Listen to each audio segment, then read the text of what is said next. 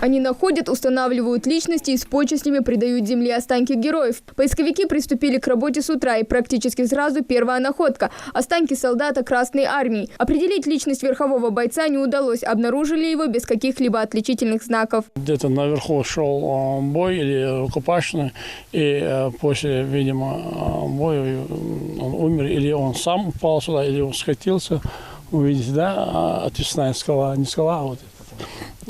И вот здесь, как раз-таки в этом месте мы его нашли. Правда, он так разобранный, скажем так, да, он долго лежал в открытом пространстве.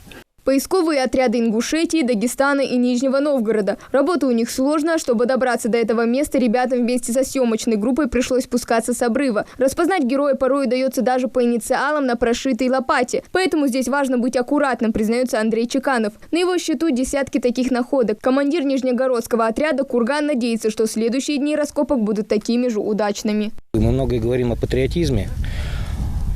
Сейчас много стали говорить о памяти, о почтении к предкам, к ветеранам. Вот конкретный пример. Один из ветеранов, конкретный боец, который воевал здесь, который погиб в битве за Кавказ. Более 70 лет, более 75 лет оставался непогребенным. Поэтому, вот, наверное, мы и здесь, поэтому работаем на таких местах, на местах боев.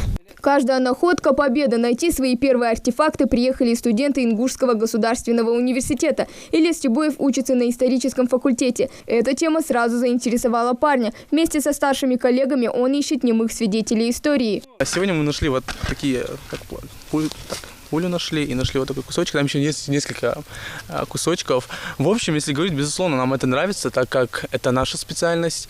Недавно мы открыли музей в Ингушском госуниверситете, где собираем экспонаты. Огромное количество экспонатов нашли.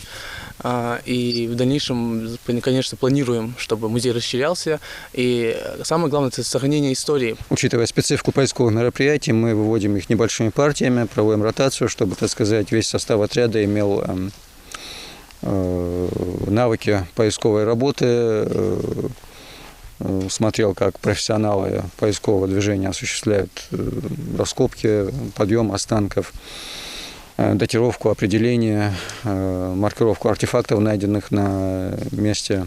Не только из другого региона, но и страны. Алессандро Кальо приехал из Италии. Уже 2 года мужчина увлекается археологическими раскопками. На этот раз стала Ингушетия. Как представитель итальянского народа, и надо было участвовать на этом мероприятии. И тем более, там, где я живу в Италии, во время войны большинство людей участвовали были партизанами. И как-то тоже, чтобы, в честь своих родственников, решил принять участие. Официальное открытие всероссийской акции «Вахта памяти» состоится уже завтра. На протяжении нескольких дней поисковики будут заняты раскопками на Терском хребте и территории Старого Малгобека. Хава Гагиева, Магомед Белакиев. Новости 24.